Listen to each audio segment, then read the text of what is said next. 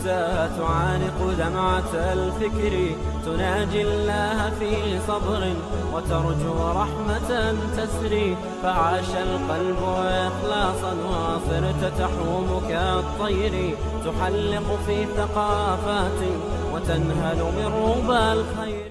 Assalamu alaikum wa rahmatullahi wa barakatuh, brothers and sisters and dear friends. Hope you guys are doing well. Welcome to my channel. This is a unique video actually, because on this video we have Sister Fatima, may Allah bless her. She's working on a documentary, and also, mashallah, I think they're working as a family.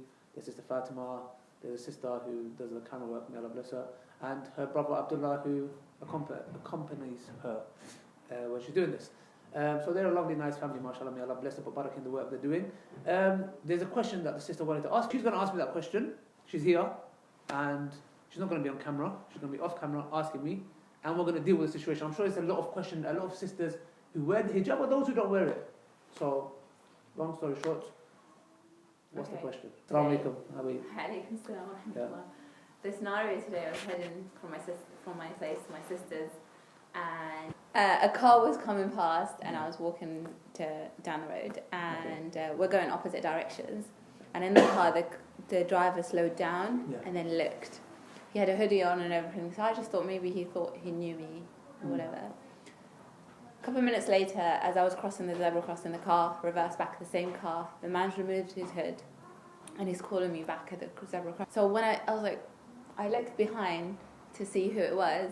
Like, he's calling, there's only me. Yeah. So I approached like the window from far, and I was like, yeah, how can I help you? The question was, how old are you? And I was like, excuse me? And he was like, how old are you? And I said, I'm probably older than you anyway. Okay. And I said, I have to go. And he said, no, I'm 27. How old are you? Okay. And I was like, I'm sorry. I walked off, but as you turn out, there's a second zebra crossing, just where the police station is. Okay. So he stopped there. Yeah. And then just crossed the street. Yeah. I was crossing the street from there. Yeah. Then he stopped. Okay.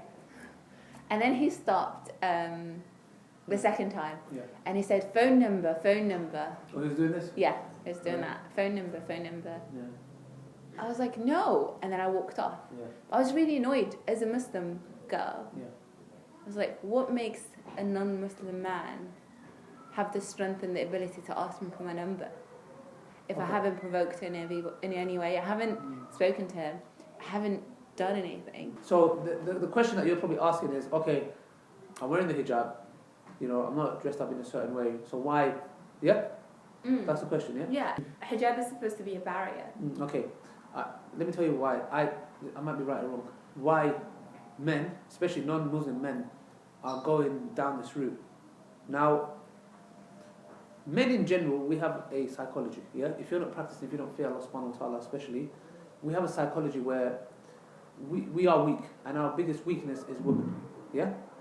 My teacher always said to me, 3 things destroy a man: money, fame, or woman, yeah? Now, this doesn't mean women are evil. It just means that we have a weakness towards them. Do you get it? Just as a woman has a weakness towards, maybe she's insecure, you know, makeup or bags or I don't know, whatever women do, yeah?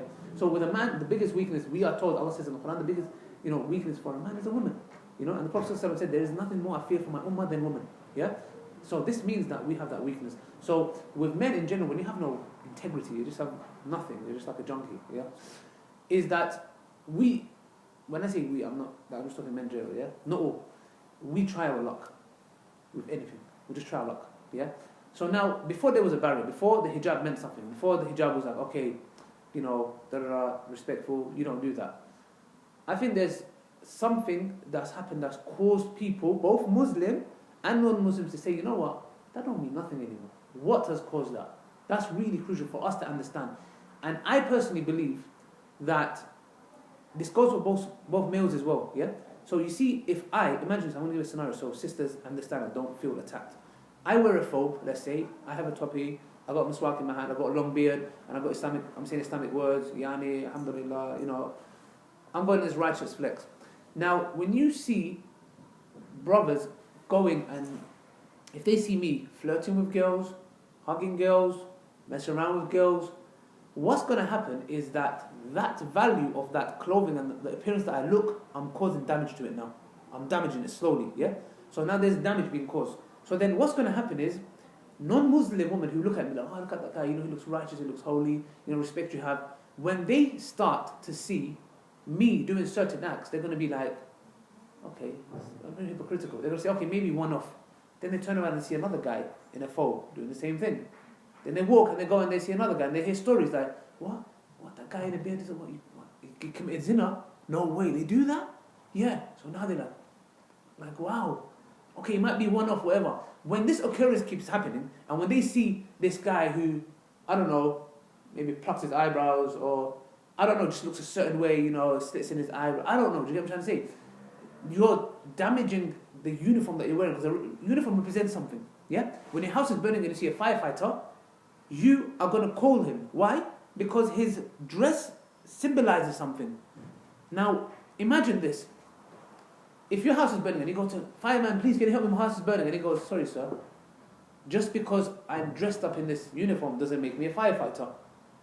That's like somebody coming and saying, oh, just because I'm dressed like this doesn't mean I'm holy. Nobody's expecting you to be holy, but there's certain things that you don't do. Do you get it? Nobody's saying be an angel, we're all sinners. Yeah. But seeing a sister in hijab or a brother in a beard kissing in public, that's wrong. You don't, like, come on, have limits.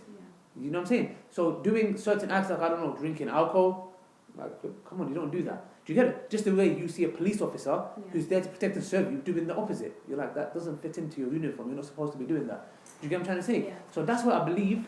Once that's happening, it's damaged the whole principle and the whole value of the hijab. So what happens now is that Muslim men and non-Muslim men, when they have this psychology of, okay, let me try my luck. So they go and they try it. So let's say with you, like, mashallah, may Allah bless you, you're not about that. You know what I'm saying? You just say, look, get lost.